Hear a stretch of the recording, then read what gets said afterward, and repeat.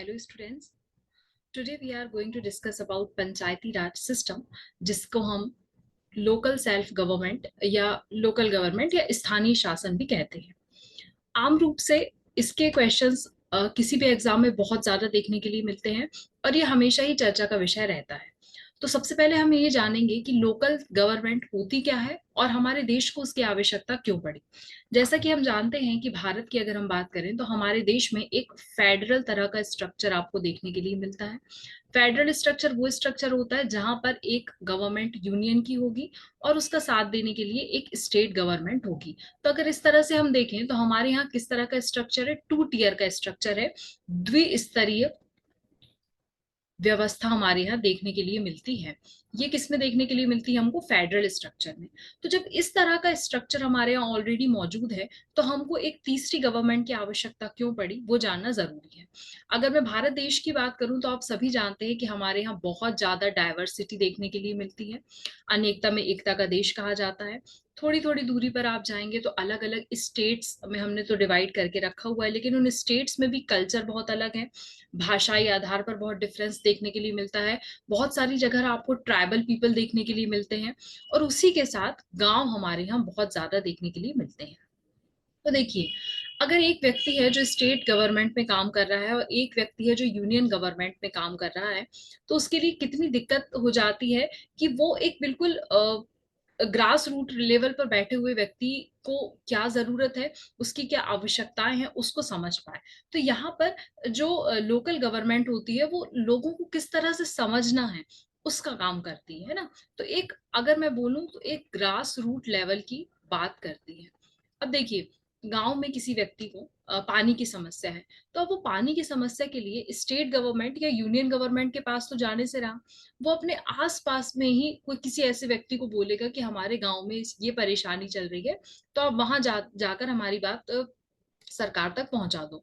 तो उस चीज को कम करने के लिए एक लोगों का और स्टेट गवर्नमेंट या लोग और यूनियन गवर्नमेंट के बीच में कनेक्टिविटी बिठाने के लिए यहाँ पर हमको स्थानीय शासन की जरूरत पड़ी। तो अब हमको समझ में आ गया है कि स्थानीय शासन की आवश्यकता क्यों है। क्योंकि ग्रास रूट लेवल की जब हम बात करते हैं, ग्रास रूट लेवल पर जो बैठे हुए लोग हैं उन तक भी तो हमको पहुंचाना है। हमको डेमोक्रेसी की हम बात करें, हम डेमोक्रेटिक नेशन है अगर, तो कहीं ना कहीं लोगों के लिए हमको शासन करना है, तो हमको लोगों तक पहुंचना भी जरूरी है और लोगों की आवश्यकताओं को जानना भी जरूरी है। तो इसके लिए एक बहुत अच्छा, इसको कोई हम लोकल गवर्नमेंट कहते हैं, और इसके लिए एक बहुत अच्छा आर्टिकल हमारे संविधान में पहले से मौजूद है जिसका है आर्टिकल 40। ये हमको डीपीएसपी में आप लोगों को ये आर्टिकल देखने के लिए मिलेगा और ये गांधीयन प्रिंसिपल पर बेस्ड है। तो गांधीयन प्रिंसिपल ये नहीं कहता था कि आपको बिल्कुल इस तरह से किसी चीज में लग जाना है कि आप बिल्कुल ग्रास रूट लेवल पर अगर आप पहुंच रहे हैं तो जो एक डायरेक्ट डेमोक्रेसी आप फॉलो कर रहे हैं ना, डायरेक्ट डेमोक्रेसी फॉलो करने की यहाँ बात नहीं की गई है। मैं बार बार बोल रही हूँ कि डायरेक्ट डेमोक्रेसी की बात नहीं की गई है कि डायरेक्टली लोगों की ही बात सुनना है आपको, ये वाली बात नहीं करी गई है हमारे यहाँ। क्योंकि हम जानते हैं कि हमारे देश में इनडायरेक्ट डेमोक्रेसी है। तो यहाँ पर ये ग्रास रूट लेवल का मतलब ये होता है कि लोगों के इतने करीब तक आपको पहुंचना है कि उनकी आवश्यकताओं को बस आप सुन पाए, उनको किस चीज की जरूरत है उनको समझ पाए। तो यहाँ पर लोगों के साथ, लोगों के करीब आपको जाना है, एक कनेक्टिविटी आपको बिठानी है। इसलिए यहाँ पर डायरेक्ट डेमोक्रेसी का कंसेप्ट नहीं है, इनडायरेक्ट डेमोक्रेसी ही फॉलो होती है। और गांधी जी ये यही कहते थे कि देखिए, जैसे कि अगर हम से सपोज घर बनाते हैं तो हम बोलते हैं ना कि घर बनाने के लिए हमको एक नींव बहुत मजबूत होनी चाहिए, जो कि एक ग्रास रूट लेवल पर है, एक धरती पर बनी हुई है, एक जो जो अच्छे से सारी चीजों को समेट के रखेगी, एक जड़ हम जिसको बोल सकते हैं। तो वही हमारे देश के गांव हैं। तो किसी भी देश को अच्छे से चलाने के लिए, किसी भी देश में डेमोक्रेसी बिठाने के लिए हमको बहुत ज्यादा जरूरी है कि हम वहां के जो ग्रास रूट लेवल पर लोग काम करते हैं उनको समझ सकें। तो यहाँ पर ग्रास रूट लेवल का मतलब ये है कि उन लोगों को समझना जो कहीं ना कहीं ये डेमोक्रेसी मेंटेन करने में और देश को बनाने में अपना योगदान देते हैं। इसलिए यहाँ पर स्थानीय शासन की व्यवस्था की गई है। तो बात समझ में आई आपको? अगर जब भी बोलेंगे स्थानीय शासन क्या है या पंचायती राज क्या है, तो वो एक लिंक है। किस किस के बीच में लिंक है? कि यूनियन और स्टेट गवर्नमेंट के पास लोग पहुंच नहीं सकते, तो जनता का यूनियन गवर्नमेंट या स्टेट गवर्नमेंट के साथ कैसा तालमेल बिठाना है, कौन कौन सी चीजें लोगों की वहां तक पहुंचानी है, उनकी कौन कौन सी चीजें लोगों तक पहुंचानी है, तो एक लिंकेज प्रोवाइड करने का काम करता है।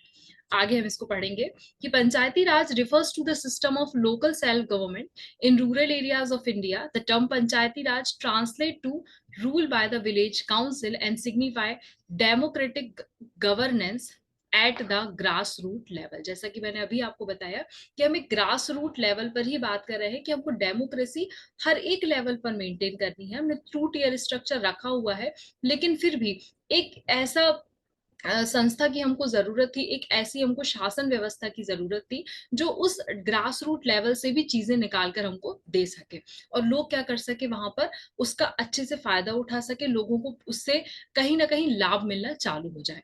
तो इसी के चलते पंचायती राज सिस्टम व्यवस्था हमारे यहाँ लागू की गई, जो कब की गई, 73rd अमेंडमेंट एक्ट ऑफ 1992 में लागू की गई। इसके हम आगे क्रोनोलॉजी पढ़ेंगे कि कैसे इसकी हिस्ट्री थी, कैसे कैसे इसमें काम करना स्टार्ट किया था। तो ये लोकल सेल्फ गवर्नमेंट की ही बात करता है और कुछ ऐसे इंस्टीट्यूशन बनाना जो डेमोक्रेसी को कहीं ना कहीं मेंटेन करके रख रहे हैं, वो भी किस लेवल पर, ग्रास रूट लेवल पर।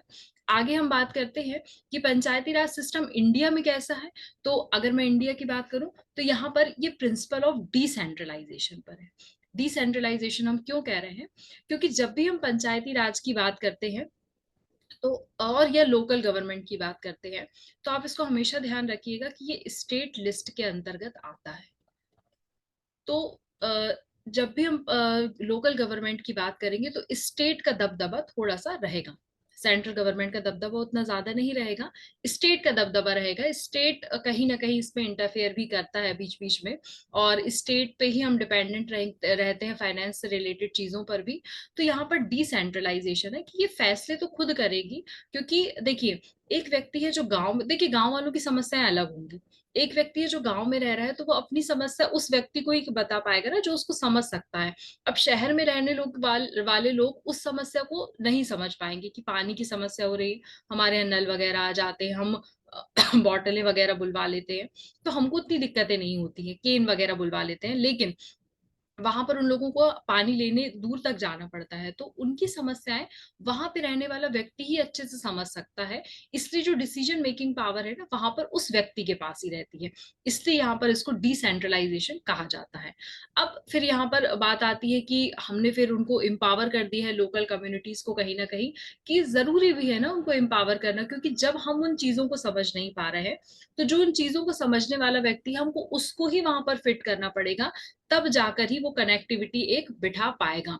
और इससे ही क्या हो जाएगा, सोशल जस्टिस भी हो सकती है और इंक्लूसिव ग्रोथ। इंक्लूसिव ग्रोथ वही सबका साथ सबका विकास, सारे लोग साथ में मिलकर काम करेंगे, तब जाके ही यहाँ पर काम अच्छे से हो पाएगा।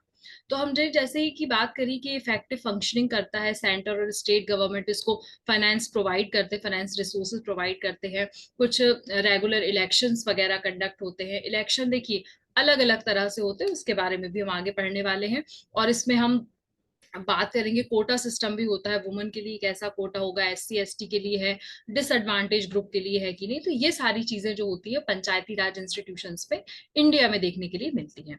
अब बात कर लेते हैं एवोल्यूशन कैसे हुआ, इसका कैसे आया, इसके पीछे क्रोनोलॉजी क्या थी, हिस्ट्री क्या थी, उसकी बात कर लेते हैं। तो सबसे पहली जो आती है वो आती है बलवंत राय मेहता समिति 1957। देखिए जब भी हम बात करेंगे पंचायत की, है ना, तो हमने देखा है कि पंचायतें शुरू से चली आ रही है, गांव बहुत पहले से ही इस प्रक्रिया को कहीं ना कहीं अपनाते हुए आ रहे हैं। और ये अभी की नहीं है, एंशियंट पीरियड की है, जब बौद्धिज्म था इवन तब भी सभाएं होती थी। तो ये जो पंचायत है ये शुरू से ही कहीं ना कहीं हमारे अंदर है, हमारे भारत देश में शुरू से है। हमको यूनियन और स्टेट गवर्नमेंट का कंसेप्ट लेकर आना पड़ा था, लेकिन ये जो सभा वाला कंसेप्ट है, पंचायत वाला कंसेप्ट है, भारत में रूट लेवल से बसा हुआ है, शुरू से इस पर ही डिसीजन लिए जाते हैं। तो उसी चीज को फिर हमको कैसे मेंटेन करके चलना है उसकी हम यहाँ पर बात करने जा रहे थे। ठीक है, तो जब ऑलरेडी कोई चीज हमारे अंदर बसी हुई है तो हमको उसमें संविधान में उसको जगह देने की क्या आवश्यकता पड़ना चाहिए, ये आवश्यकता पड़ना चाहिए, क्योंकि अगर मैं बात करूं कि भारत देश की, तो संविधान में लिखी हुई चीजों को हर एक व्यक्ति मानता है, और न्यायपालिका फिर उसमें अपना संज्ञान भी देगी, उसमें अपना डिसीजन भी दे सकती है। तो इस चीज को जब तक हम अगर संविधान में एक प्रारूप नहीं देंगे कि इसमें ये इतने सदस्य होने चाहिए, या इनका कार्यकाल इतना होना चाहिए, या इनके सदस्यों का चुनाव ऐसे होना चाहिए, तो एक प्रॉपर ढांचा होना भी वहां पे बहुत ज्यादा जरूरी था। तो सबसे पहले इसका जिक्र चलता आ रहा था समय से पहले कि हमको कहीं ना कहीं ये काम करना है, तो एक कम्युनिटी डेवलपमेंट प्रोग्राम चला था सबसे पहले। ये इसमें लिखा नहीं है, मैं आपको बता देती हूँ। कम्युनिटी डेवलपमेंट प्रोग्राम चला था, वही सबका साथ सबका विकास, जिसको हम आज यूज कर रहे हैं, ये उस समय भी चलाया गया था इन द ईयर 1952। 1952 में कम्युनिटी डेवलपमेंट प्रोग्राम चलाए गए, लोगों के भले के लिए बहुत सारे कामों की शुरुआत हुई 1952 में, लेकिन उससे बात नहीं बनी, गांव वालों तक बात पहुंच ही नहीं पा रही थी। उसके बाद क्या हुआ, एक समिति बनती है जिसका नाम है बलवंत राय मेहता कमेटी। इसका ईयर याद रखेंगे 1957, मिलान करने के लिए कई बार पूछा जाता है। तो इन्होंने कहा कि देखिए, हमको यहाँ पर डेमोक्रेटिक डिसेंट्रलाइजेशन करने की आवश्यकता है। डेमोक्रेटिक डिसेंट्रलाइजेशन, यही वर्ड आप लोगों को एग्जाम में देखने के लिए मिलेगा, इसलिए ध्यान रखेंगे। डेमोक्रेटिक डिसेंट्रलाइजेशन, जैसे कि मैंने आपको बताया, हमको डेमोक्रेसी मेंटेन करना है ग्रास रूट लेवल से, और डिसेंट्रलाइजेशन मतलब कुछ अधिकार हमको, अब हर अधिकार हम स्टेट गवर्नमेंट को नहीं दे सकते ना, अब स्टेट के अंदर गांव आ रहे हैं, तो कुछ अधिकार हमको गांवों को भी देना, हमको लोकल गवर्नमेंट को भी देना है, कि आप अपने हिसाब से तय करिए कि अगर आपके यहाँ पानी की समस्या है, तो कौन सी नियरेस्ट जगह पहुंचेगी, या कौन सा नियरेस्ट इलाका है जहां पर खुदाई करवाने से, या जहां पर कुछ इस तरह से नल की व्यवस्था करवाने से काम हो जाएगा। ठीक है, तो एक डेमोक्रेटिक डिसेंट्रलाइजेशन की बात करी, इसके साथ इन्होंने 3 टियर स्ट्रक्चर बोला। इस तरह से 3 टियर स्ट्रक्चर आपको बना देना है, जहां पर हमको एक ग्राम पंचायत होगी, एक जिला पंचायत होगी, है ना, और एक बीच में एक पंचायत का और विभाग रख दिया जाएगा, पंचायत समिति जिसको बोला गया है ना। तो इस तरह से 3 विभाग यहाँ पर होंगे, है ना, ग्राम पंचायत हो गया हमारा, और पंचायत समिति हो गया, और जिला पंचायत। इस तरह से 3 टियर स्ट्रक्चर में इसको हमको डिवाइड कर देना है, ये हो सकता है। फिर उसके बाद इसमें कुछ परेशानियां का सामना करना पड़ा। उसके बाद एक समिति बनी जिसका नाम था अशोक मेहता कमेटी। अब देखिए क्या हुआ, कि जब ये बलवंत राय जी ने अपनी एक रिपोर्ट पेश करी, उन्होंने बताया कि इस तरह का एक स्ट्रक्चर होना चाहिए, तो एक जगह उसको लागू करके देखा गया। कहाँ पर लागू करके देखा गया, तो सॉरी, 1959 में राजस्थान के नागौर जिले में इसको लागू किया गया। क्योंकि अगर कुछ आया है तो उसको हम जब तक टेस्ट करके नहीं देखेंगे, तब तक पता नहीं चलेगा वो हमारे लिए कैसा है। तो यहाँ पर उसको 1959 में लाया गया और चेक करके देखा गया राजस्थान के नागौर जिले में कि क्या ये सफल हुआ, तो ये असफल रहा, ये यहाँ पर असफल रहा। फिर असफल क्यों हो गया, उसके लिए भी एक समिति बनती है जिसका नाम है सादिक अली समिति, वो इम्पोर्टेंट नहीं है, लेकिन उसने बताया क्या क्या, उसने बेसिकली ये बताया कि सबसे पहली तो बात है, अभी लोग लिटरेट नहीं है, इलिटरेसी है। इलिटरेसी के कारण लोग समझ नहीं पा रहे हैं लोकल सेल्फ गवर्नमेंट का कंसेप्ट, और उनको ये चीज समझ में नहीं आएगी कि हमको अपनी बात किसको बतानी है। उसके बाद पॉवर्टी, गरीबी अभी हमारे पास सबसे ज्यादा है, तो लोगों का ध्यान दूसरी ओर जा ही नहीं रहा है कि उनको और किसी चीज की जरूरत है। और तीसरी बात, स्टेट के हाथ में है सब कुछ, तो स्टेट जब चाहे अपना काम कर सकती है ना, स्टेट जब चाहे फंडिंग दे ना दे, साथ दे ना दे, जब चाहे उसको इलेक्शन कराना है ना कराए, ये स्टेट गवर्नमेंट का हो गया। तो फिर यहाँ पर ये दिक्कत आई। फिर उसके बाद अगली कमेटी जो बनती है वो अशोक मेहता की कमेटी बनती है, 1977 का समय आता है। इन्होंने बहुत सारी रिकमेंडेशंस दिए थे, 132 रिकमेंडेशंस इन्होंने दिए, बहुत बड़ी बनाई। लेकिन इन्होंने कहा ये 3 टियर की जगह आप इसको क्या कर दो, 2 टियर का कर दो, है ना, हम एक जिला परिषद बस रखते हैं और एक मंडल पंचायत रखते हैं। उन्होंने कहा इस तरह से हम ग्रुप में डिवाइड कर देते हैं। फिर भी बात नहीं बनी, फिर अलग अलग कमिटियां आती गई, एक जीवी के राव कमेटी आई 1985 में। इन्होंने भी कुछ इस तरह से बोला कि हमको 3 टियर रख देना चाहिए, और जिस तरह से ओरिजिनली डिसेंट्रलाइजेशन प्लान हुआ होना चाहिए वैसे ही कर देना चाहिए। फिर एक एलन सिंह की कमेटी आती है, वो बोलती है कि हमको इलेक्शंस कंडक्ट कराने चाहिए, हमको ट्रिब्यूनल्स बनाने चाहिए। हालांकि इनमें से कुछ चीजें बाद में जो संविधान संशोधन हुआ उसमें लिया गया। इसके बाद होता है 73rd कॉन्स्टिट्यूशनल अमेंडमेंट एक्ट। देखिए यहाँ पर आपको अलग अलग बिल जाएंगे कि किसने क्या क्या बात करी थी। जो मैंने आपको बताया है डिटेल में वही है कि एलएम सिंघवी कमेटी की आती है, उसके बाद थंगन कमेटी आती, गाडगिल कमेटी आती। सारी कमेटियां कुछ ना कुछ अच्छा अच्छा रिकमेंडेशन यहाँ देती हैं, लेकिन कमिटी की रिकमेंडेशन देते देते राजीव गांधी का टाइम आता है और उनको लगता है कि कमिटी ही कमिटी बनती जाएंगी और उस पर काम हो ही नहीं रहा है जिस पे हमको काम करना था 1952 से, है ना। बहुत लंबा समय हो गया यहाँ पर। गाडगिल कमेटी ने भी रिपोर्ट दे दी अपनी, उसके बाद राजीव गांधी जी की सरकार भी आती है थोड़े समय के लिए, फिर चली जाती है, वो भी गिर जाती है। फिर टाइम आता है नरसिम्हा राव जी का। बहुत सारे परिवर्तन किए हैं नरसिम्हा राव जी की सरकार ने।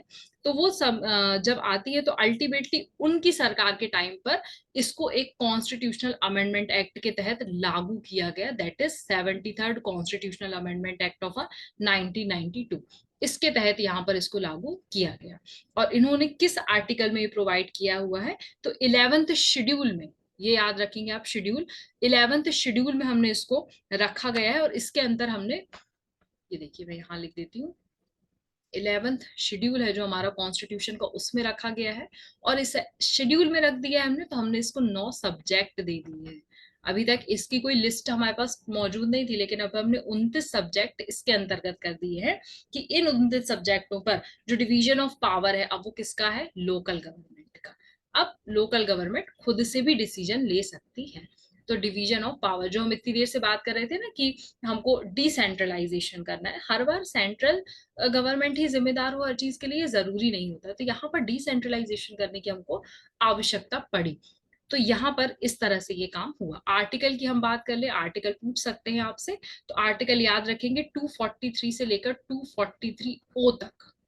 इसके अंतर्गत सब पार्ट्स भी हैं इसके बहुत सारे, तो लेकिन यूजुअली 243 ही पूछा जाता है। और पीछे मैंने आपको आर्टिकल 40 बताया था, वो डीपीएसपी का है ना, उसमें पंचायतों के बारे में नहीं बताया है। वो एक गांधीयन प्रिंसिपल था जो मैं आपको एक्सप्लेन कर रही थी, लेकिन वो कहीं ना कहीं पंचायती राज से रिलेटेड है। तो पंचायती राज का क्वेश्चन आता है तो आर्टिकल 40 भी याद रखना है, आर्टिकल 243 भी आपको ध्यान रखना है। चलिए, अब जैसे कि मैंने बोला आपको, इसके स्ट्रक्चर की हम बात कर रहे थे, तो 3 टियर स्ट्रक्चर है जो हमने 73rd के बाद अपनाया, उसकी बात बता रही हूँ मैं आपको। तो एक हमने बताया कि यहाँ पर विलेज लेवल पर एक ग्राम पंचायत होगी, ब्लॉक लेवल पर पंचायत समिति होंगी, और डिस्ट्रिक्ट लेवल पर जिला परिषद होगी। अब ये काम कैसे करेंगे और इनमें इलेक्शंस कैसे होंगे, ये बात बहुत ज्यादा जरूरी है। तो अगर पहले हम इलेक्शन देख लें, इनको कौन इलेक्ट करेगा, तो यहाँ पर एक ग्राम सभा का कंसेप्ट है। और ग्राम सभा और में जो भी इलेक्टेड मेंबर होंगे वो ग्राम पंचायत के इलेक्टेड मेंबर्स हैं।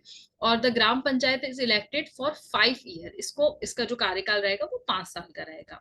फिर ये याद रखेंगे आप लोग, ब्लॉक लेवल पे जो मेंबर्स होंगे पंचायत समिति के, they are elected by the Gram Sabha, मतलब जो ग्राम सभा वाले रहेंगे वो ही इनको इलेक्ट करके भेज रहे हैं। और डिस्ट्रिक्ट लेवल थोड़ा और ऊपर का लेवल हो जाता है, जो जिला परिषद के मेंबर्स रहते हैं वो डायरेक्टली इलेक्ट होके आते हैं ग्राम सभा से, ठीक है ना।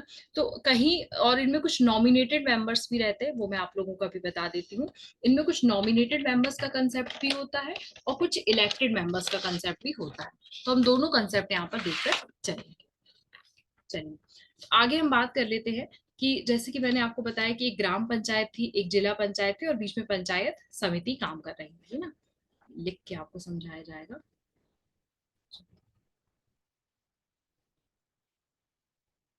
ग्राम पंचायत हो गई हमारी, इसके नीचे अगर हम बात करें तो यहाँ पर हमारी पंचायत समिति हो गई, और पंचायत समिति के नीचे हो गई हमारी जिला panchayat.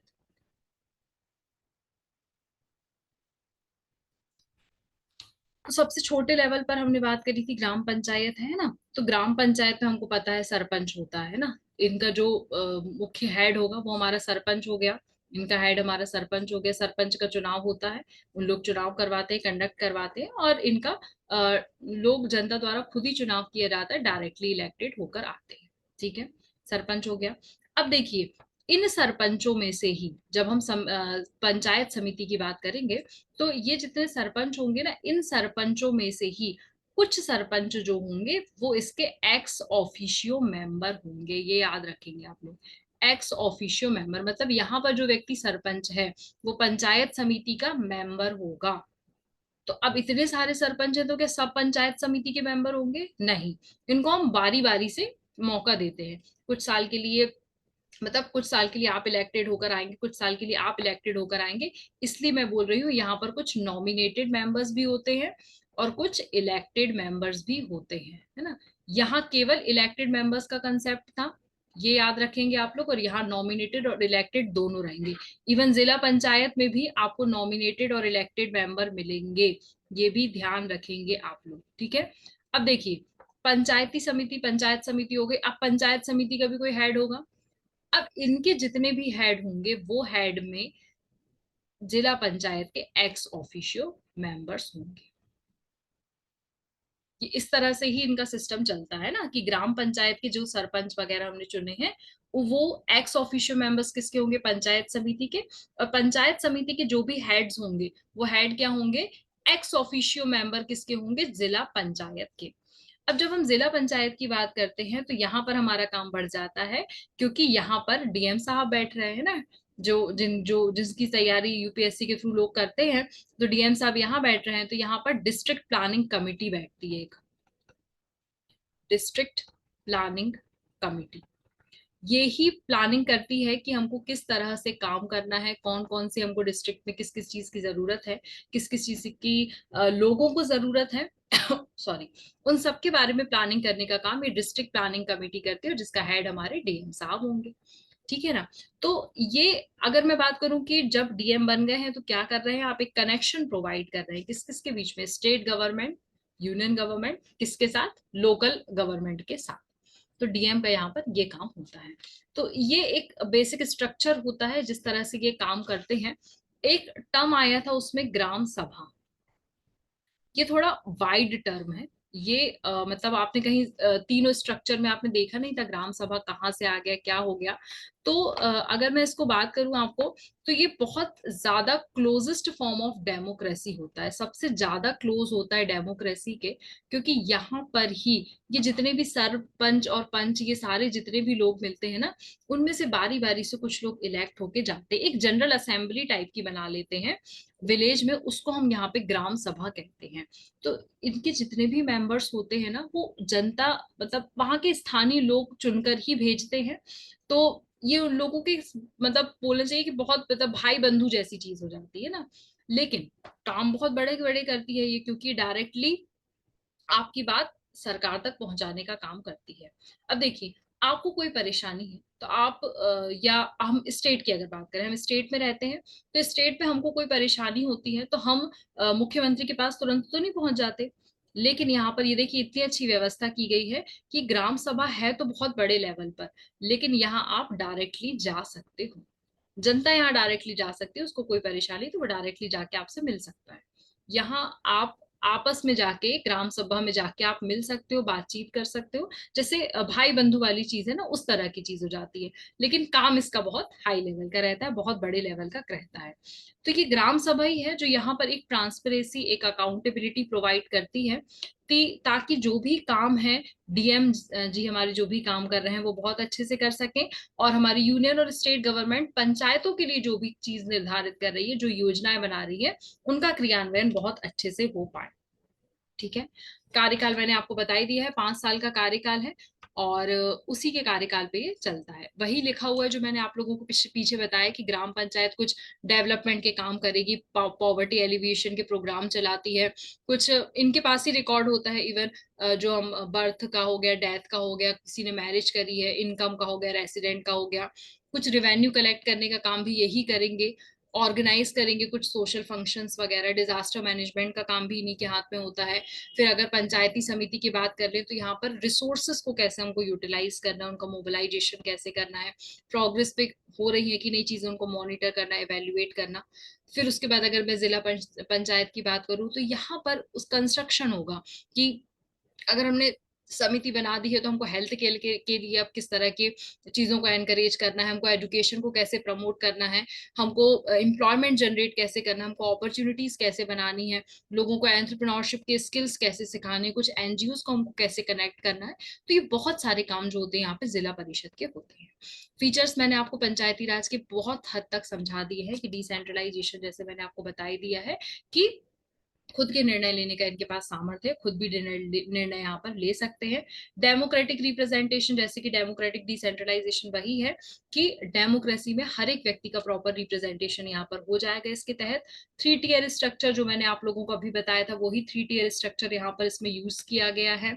Devaluation of power and function, अब उनके पास भी पावर है, वो भी उनके पास भी अधिकार क्षेत्र है, वो भी कितने 29 सब्जेक्ट्स पर नियम बना सकते हैं। रिजर्वेशन ऑफ सीट्स की बात करें तो यहाँ पर ही सबसे पहले वुमन के लिए 1/3 सीट है। मैं आपको पहले लेक्चर में बता चुकी हूँ जब हमने वुमन वाला बिल पढ़ा था कि 1/3 सीट्स वुमन के लिए यहाँ पर ही बुक की गई थी। सबसे पहले इसमें ही यूज किया गया था, लोकसभा में अब यूज करने वाले हैं, है ना। तो यहाँ पर वुमन के लिए थी, SC ST के लिए यहाँ पर सीट्स थी, इन सब के लिए रिजर्वेशन है सीट्स का। फाइनेंशियल ऑटोनोमी कहीं ना कहीं ये डिपेंडेंट है अभी भी स्टेट गवर्नमेंट के ऊपर और सेंट्रल गवर्नमेंट के ऊपर, क्योंकि जाहिर सी बात है ना, यहाँ पर रहने वाले लोग, कृषि प्रधान देश है ना हमारा, तो यहाँ पर रहने वाले लोग कृषि ज्यादा करते हैं, उनका मेन उद्देश्य तो मेन काम तो कृषि करना ही होता है। अब कृषि की अगर मैं बात करूं तो अगर आप कृषक हैं तो आपको टैक्स नहीं देना पड़ता है ना, ये भारत में प्रावधान है कि कृषकों को टैक्स नहीं लगता है। तो जब टैक्स नहीं आएगा तो किस तरह से फाइनेंस जनरेट होगा, तो यहाँ पर फाइनेंस जनरेट होने के साधन ही नहीं है, तो इनको किस पे डिपेंडेंट रहना है, स्टेट पे और यूनियन गवर्नमेंट पे रहना है। Participatory decision making, participatory decision making वही है जो मैंने अभी आपको बताया कि आप जा सकते हैं ग्राम सभा, आप खुद पार्टिसिपेट कर सकते हैं डिसीजन मेकिंग प्रोसेस में कि हमको ये परेशानी है, आप डिसीजन अभी दो, है ना। आप खुद डायरेक्टली बात कर सकते हैं, ऐसा समझ के चलिए कि आप प्रधानमंत्री से डायरेक्टली बोल रहे हैं जाके कि हमको ये परेशानी हो गई, इसको सुलझा दो, ठीक है। और एम्पावरमेंट, सोशल जस्टिस की बात हो ही रही थी, इसीलिए हम ये कंसेप्ट लेकर आए थे। चैलेंजेस बहुत सारे फेस करते, जैसे मैंने अभी आपको बताया है कि पंचायती राज इंस्टीट्यूशन